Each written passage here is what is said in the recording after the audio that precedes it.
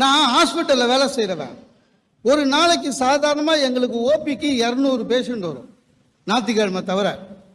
நீங்கள் நம்ப மாட்டீங்க, சொல்லி வச்சா மாதிரி போன ஏப்ரல் 1ஆம் தேதியிலேருந்து பேஷண்ட்டே வரல. 200 பேஷண்ட் வர வேண்டிய இடத்துல 10-15 மேனேஜ்மெண்ட்டில் போட்டு குடையிறான். ஏன் வரல பேஷண்ட்? அப்பாயின்மெண்ட் கொடுத்து ஏன் வரல? கேளு கேளு கேளு. அப்புறம் நானே ஃபோன் பண்ணேன் பேஷண்ட்டுக்கு. சார் 3 மாதம் ஆயிடுச்சு, அப்பாயின்மெண்ட் கொடுத்துருக்கு, ஏன் சார் வரல? என்ன? ஏப்ரல் 18 எலெக்ஷன் சார், அதனால தான் அப்படின்னா. இல்லை சார், அப்பாயின்மெண்ட் உங்களுக்கு 3ஆம் தேதி தானே, 18 தானே எலெக்ஷன். நான் அப்புறம் கேட்டேன், நீங்கள் வேட்பாளராங்க? என்ன? இல்லை இல்லை. அப்போ ஓட்டு தானே போட போகிற, 18 தானே? என்ன? நீ சும்மா இருப்பா, இன்னும் யாரும் வரல,